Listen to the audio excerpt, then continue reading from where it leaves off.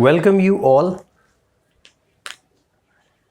जैसा कि हम लोग मैथमेटिक्स में रिवीजन सीरीज कर रहे हैं, तो आज इस वीडियो को देखकर आपको क्या लग रहा है कि कंप्लीटली सब कुछ ओपन है।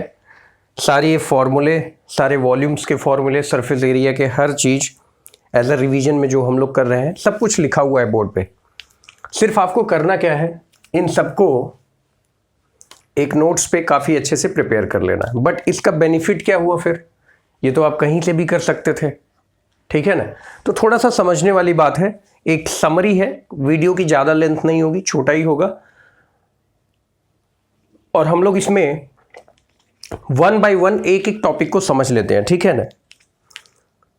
बट मैं आप लोग से ये कहूँगा कि इससे पहले के जितने वीडियो, सबसे सिंपल चैप्टर मुझे सरफेस एरिया एंड वॉल्यूम से लगता है, क्योंकि इसमें एक बार अंडरस्टैंड कर लेते हैं कि एरिया क्या है, वॉल्यूम क्या है, तो फिर आसान हो जाता है चीज़ों को करना। लेकिन इसमें गलती होने के चांसेस कहाँ कहाँ होते हैं वो मैं अभी डिस्कस करूँगा, क्योंकि उसके लिए आपको थोड़ा वेट करना होगा और कंबाइंड फिगर उन सारी चीज़ों के बारे में डिस्कस करेंगे, ठीक है ना। सारी चीज़ें सिर्फ फॉर्मूला रटने से नहीं होता है, फॉर्मूले को कैसे अप्लाई किया जाता है उसको भी समझना पड़ता है, क्योंकि ये तो वो शेप है जो कि बिल्कुल सिस्टमैटिक ढंग से बने हुए हैं और आप इनका एरिया और वॉल्यूम रट लेते हैं। कुछ ऐसे भी शेप होते हैं जिसका वॉल्यूम या एरिया, सरफेस एरिया आपको सीधा सीधा निकालने के लिए नहीं मिलेगा, उसमें आपको अप्लाई करना पड़ेगा कि किस तरीके से उसका कंप्लीट एरिया। जैसे कई सारे पजल्स आपने देखे होगा सरफेस एरिया के ऊपर, वॉल्यूम्स के ऊपर, उनको सॉल्व करना थोड़ा सा मुश्किल होता है। क्यों? क्योंकि उसमें कुछ ना कुछ ट्रिकी पार्ट, कुछ ना कुछ क्रिटिकल चीज़ें ऐसी इंसर्ट कर दी जाती हैं जिसकी वजह से इशू आता है, राइट। तो एक बार बिना ज़्यादा देर किए हुए एक बार सारी चीज़ों को समझ लेते हैं, एक बार स्टार्ट करते हैं। मैं एक स्टार्ट करने से पहले एक बात बोलूँगा, आपको 2D और 3D का मतलब पता होगा। 2D मतलब 2 डायमेंशनल और 3D मतलब 3 डायमेंशनल। तो 2D मतलब 2 डायमेंशनल और 3D मतलब 3 डायमेंशनल। 2 डायमेंशनल में कौन कौन से ऑब्जेक्ट आते हैं आपके? ऐसे वो सारे ऑब्जेक्ट, ऐसी वो ज्योमेट्री जो क्या है, एक प्लेन में बनती है। प्लेन के बाद कितने डायमेंशन होते हैं? 2 डायमेंशन। चाहे लेंथ हो चाहे विड्थ हो, मतलब उसके पास केवल 2 डायमेंशन होगी, ठीक है ना। आप एक तरफ मेजर करेंगे लेंथ मान लीजिए और दूसरी तरफ आप हाइट मान लीजिए, चाहे विड्थ एज्यूम कर लीजिए, कुछ भी एज्यूम करिए, उसके पास टोटल 2 डायमेंशन होगी। नेक्स्ट है 3 डायमेंशनल। 3D में क्या होगा? लेंथ विड्थ के साथ साथ एक और डायमेंशन, यानी अगर मैं आपको याद कराऊं कार्टेशियन प्लेन, कोऑर्डिनेट ज्योमेट्री, तो कोऑर्डिनेट ज्योमेट्री में क्या था? आप 2 प्लेन पढ़ते थे, x axis x dash, y y dash. अब आप सोच के देखिए, इसी की जगह पे एक और डायमेंशन, एक और एक्सिस आ जाए जेड डायरेक्शन में, तो ये जेड हो जाएगा और ये क्या हो जाएगा? Z dash. तो ऐसी स्थिति में मैं क्या करता हूं, 2 को मिटा दे रहा हूं ऐसे, तो देखिए ये 3 डायमेंशन हो गया, ठीक है ना। जैसे घर का कोना होता है ना, घर का कोना है, कॉर्नर है, तो एक लंबाई है, एक ऊपर हाइट हो गई और ये क्या हो गई? चौड़ाई।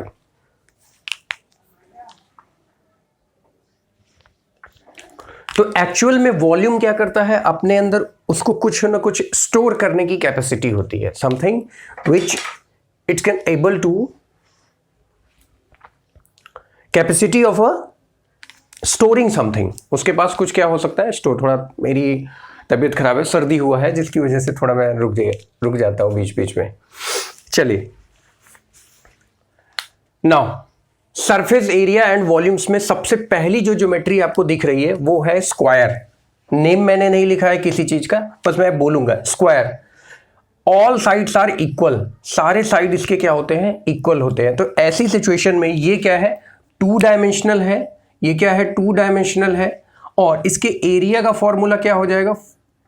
सॉरी, मैं एक्चुअली सब पेरीमीटर और एरिया साथ में लिख रहा था। ओके, ये हो गया पेरीमीटर और एरिया इसका होता है साइड इंटू साइड, यानी ए स्क्वायर। तो पेरीमीटर क्या हो गया? 4 इंटू ए और एरिया क्या हो गया? ए स्क्वायर।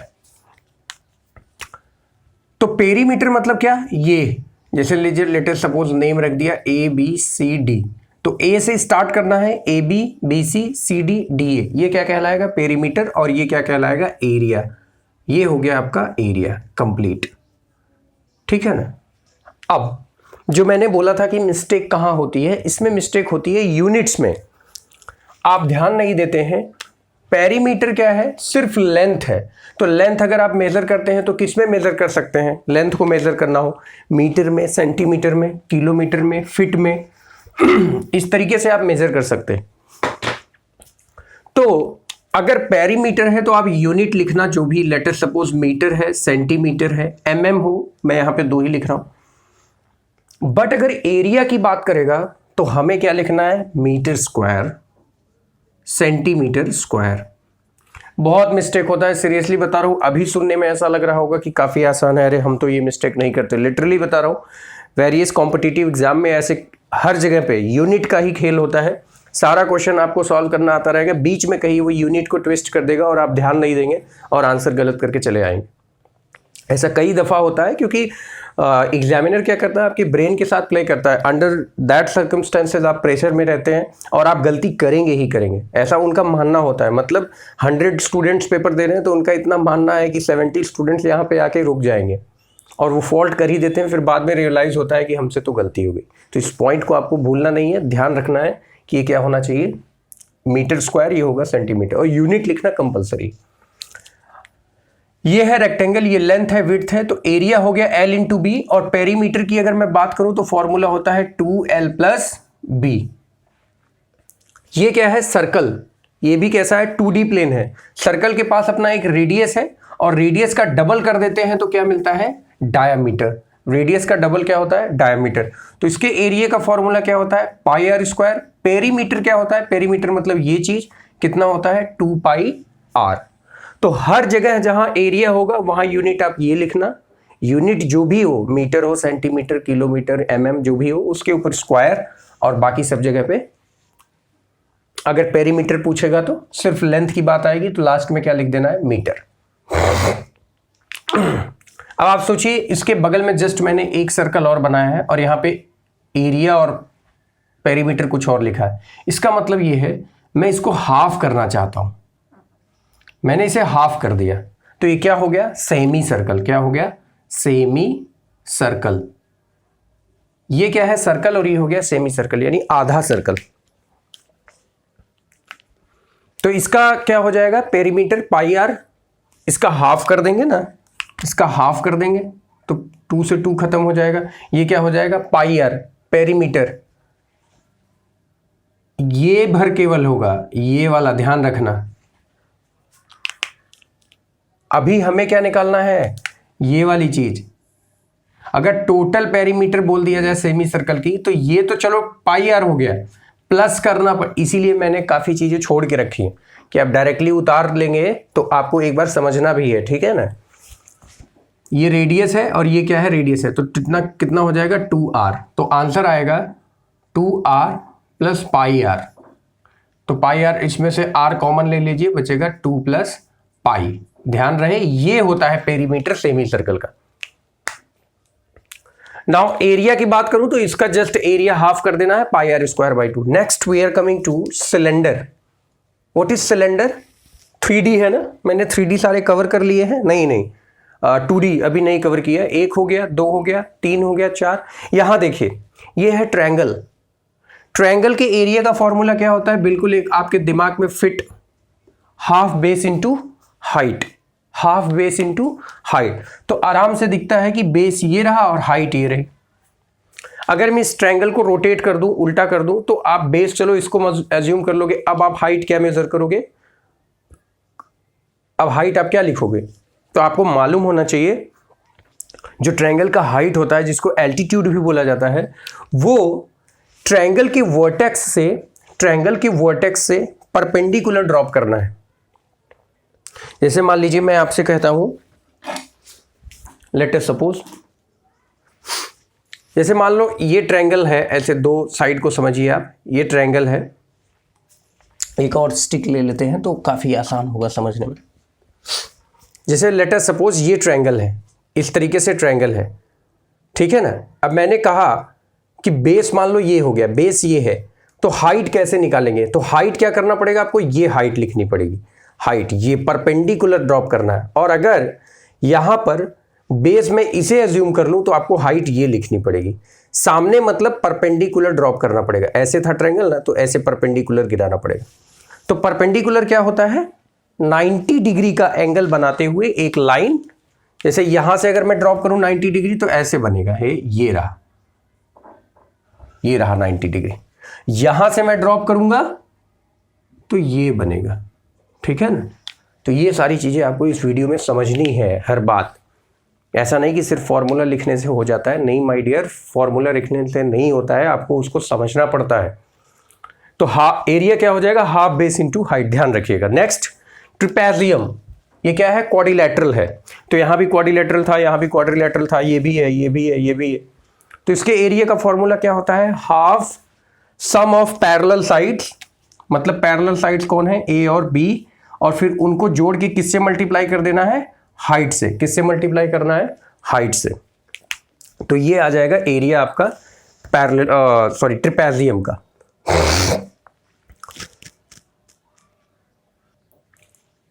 नेक्स्ट है यहां पे पैरेललोग्राम। पैरेललोग्राम क्या होता है, a parallelogram is a type of quadrilateral, एक ऐसा इसको समांतर चतुर्भुज बोलते हैं। एक ऐसा पैरेललोग्राम, ऐसा क्वाड्रिलेटरल जिसके आमने सामने की साइड्स क्या होती हैं, पैरेलल होती हैं, और क्या होती हैं, इक्वल होती हैं। तो ऐसी सिचुएशन में इसका एरिया का फॉर्मूला क्या होता है, एरिया इक्वल टू हाफ, यहां था, यहां नहीं होता, बेस इंटू हाइट। तो ये बेस है और ये हाइट है। हाइट मतलब परपेंडिकुलर, हाइट जब भी आप एज्यूम करना 90 डिग्री पर ही एज्यूम करना, बेस इंटू हाइट। ये मैं सिर्फ बता दे रहा हूं, 10th में ये सारी चीजें नहीं है, मतलब 10th में ये नहीं है, ये नहीं है, ये नहीं है, बट इन चीज़ों की रिक्वायरमेंट पड़ जाती है। जैसे मान लीजिए कोई क्वाड्रेटिक इक्वेशन में ऐसा कोई एरिया से रिलेटेड कोई फॉर्मूला बनाया है, कोई ऐसा क्वेश्चन बनाया है जिसमें पैरेललोग्राम जैसा कुछ कॉन्सेप्ट आ रहा है, तो वहाँ पर आपको इन चीज़ों की ज़रूरत पड़ेगी, ठीक है ना। चलिए, तो I think almost we have completed the. और ये रहा रोम्बस। रोम्बस, तो रोम्बस क्या होता है, स्पेशल टाइप ऑफ क्वाड्रिलेटरल है, स्क्वायर के जैसा ही होता है। इसकी भी चारों साइड क्या होती हैं, इक्वल। जैसे यहाँ पर मैंने वाई वाई वाई वाई ये चारों लिखा है। तो इसका एरिया जो होता है एक्चुअल में हाफ d1 इंटू d2, यानी डायगोनल d1 इंटू d2, यानी अगर आपको डायगोनल पता हो, जैसे d1 क्या है, पहला डायगोनल, d2 दूसरा डायगोनल हो, और उन दोनों को मल्टीप्लाई करके हाफ कर दीजिए, तो आपको रोम्बस का एरिया पता चल जाएगा। तो we all have completed this. Now come to 3D। ये क्या है, क्यूब। क्यूब के पास टोटल कितनी सरफेस होती हैं, 6। जैसा कि मैं अपने कई बार वीडियो में बोलता हूं, आप लोग रूबिक्स क्यूब सॉल्व कर लेते होंगे जो लोग, तो अच्छी बात है। जैसे ये देखिए, ये क्या है, क्यूब। तो कितनी सरफेस है इसके पास, लेट अस सपोज एक मेंशन कर लेते हैं। जैसे ये यहाँ पे मार्क है, तो पहला सरफेस 1, पीछे कितना है 2, इधर कितना हो गया 3, फिर ये वाला कौन सा हो गया 4, और ऊपर 5 और नीचे 6। टोटल कितने सरफेसेस हो गए, 6। तो क्यूब में कितने सरफेस हो गए, 6। और एक क्यूब का एरिया होता है, एक क्यूब का जो टोटल सरफेस एरिया होता है, तो एक सरफेस एरिया कितना होगा, साइड इंटू साइड, यानी ए स्क्वायर, जैसा कि अभी किए।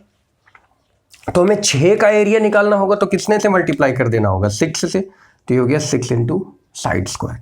वॉल्यूम, वॉल्यूम होता है length into width into height. तो यहां पे तीनों ही सेम है, तो a इंटू ए इंटू ए क्या आ जाएगा, ए क्यूब।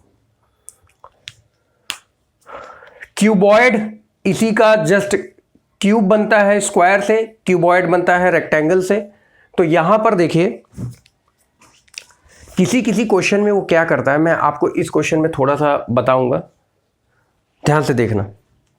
वो ये क्या करेगा, टोटल बच्चों को रट लेते हैं अपने दिमाग में कि टोटल सरफेस ऑफ क्यूब जो होता है वो होता है, cuboid sorry, 2 into l into b, b into h plus h into l. कैसे आता है तो मालूम है ना, एल इंटू एच, ये वाला फ्रंट पे, तो जितना आगे है उतना ही कहाँ होगा, पीछे साइड भी होगा, एल इंटू एच, ऐसे पीछे वाला भी उतना ही होगा। अब जितना टॉप पे होगा, टॉप वाला एरिया कैसे निकालते हैं, टॉप वाला ये क्या है, लेंथ, और ये क्या है, विड्थ। तो L into W, L into W ऊपर भी है और L इंटू डब्ल्यू कहाँ है, ये रहा नीचे भी। बट वो किसी किसी क्वेश्चन में क्या करता है, और जैसे ये साइड वाला है ये सबको नोट कर लो पहले, ऐसे टोटल 6 हो गए ना, और हर चीज एक बार रिपीट हो रही है तो सबको जोड़ के लिए। बट इन सम क्वेश्चंस मान लीजिए वो ये ऊपर वाला एरिया गायब कर देगा, कहेगा ये ओपन वाला है, ये ओपन है, ये खुला हुआ है, ये नहीं है, ये खुला है, एक सूटकेस है, अटैची है, ये ऊपर वाला खुला है। तो ऐसी सिचुएशन में ऊपर जब खुला है, ऊपर एयर है, आप ऐसा, तो वहां तो एरिया होता नहीं, तो फिर आप ये रट के जाते हैं और अप्लाई कर देते हैं, गलत हो जाता है। नहीं, वहां पे सिर्फ आपको 5 सर्फेसेस कंसीडर करने हैं। देखो फ्रंट और पीछे वाला बैक 2 हो गए, ये 3 और ये कौन सा हो गया 4, और कौन सा हो गया एकदम बॉटम। तो केवल 5 सर्फेस हुए, तो इन्हीं 5 का एरिया निकाल के आपको लिखना है।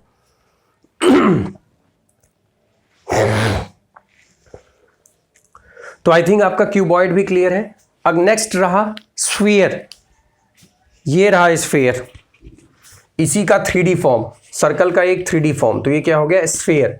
तो स्फीयर का वॉल्यूम क्या होता है 4/3 पाई आर क्यूब, और सरफेस एरिया होता है 4 पाई आर स्क्वायर। ये क्या है आपका स्फीयर, ये है स्फीयर। तो वॉल्यूम आपको ध्यान रखना है, ये रहा वॉल्यूम और ये रहा सरफेस एरिया।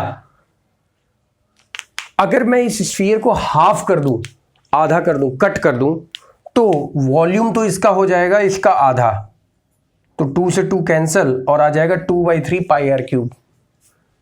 बट यहां पर मैंने 2 एरिया लिखा है, SAC और TSA।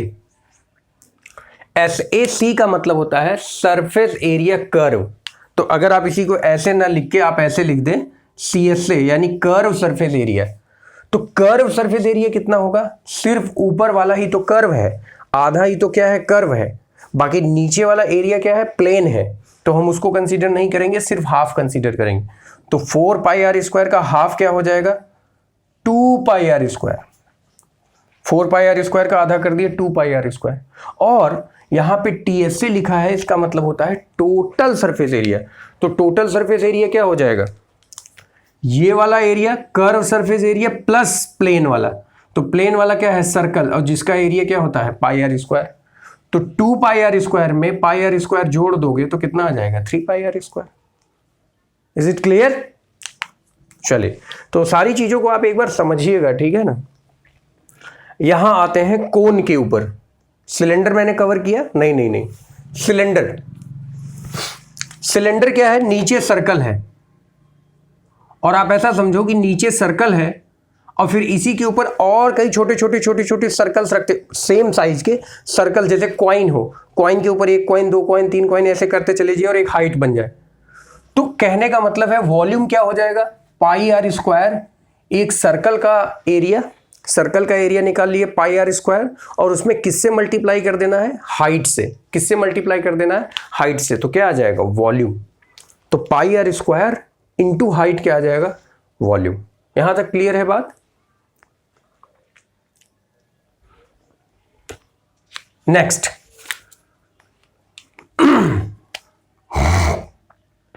ये लिखा है मैंने CSA कर्व सरफेस एरिया। तो लेट अस सपोज मैं आपको एक एग्जांपल देता हूं, यहाँ पे बॉटल रखा हुआ है, उससे शायद आपको अच्छे से समझ में आ जाए। वैसे आपने समझा ही होगा बट फिर भी इसमें पानी है, मैं बंद कर दूं। जैसे देखिए, इसे आप सिलेंडर मानिए, तो कर्व सरफेस एरिया का कहने का मतलब सिर्फ हमको ये वाला पार्ट कंसीडर करना है, ये वाला। तो अगर ये वाले पार्ट को कंसीडर करना है आपको, तो ऐसी सिचुएशन में क्या होता है फॉर्मूला 2 पाई आर, ये सर्कुलर वाला, ये perimeter 2 pi r into H.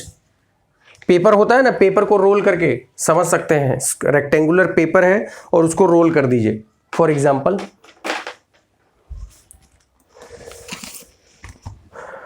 जैसे ये देखिए, ये लेंथ हो, ये विड्थ हो, तो जब मैं इसको फोल्ड करूंगा, जब मैं फोल्ड करूंगा तो ये क्या बन जाएगा, नीचे क्या बनेगा सर्कल, ये नीचे वाला पार्ट क्या बनेगा सर्कल। तो ये क्या हो गया 2 पाई आर, और मल्टीप्लाई किससे कर देना है हाइट से, राइट।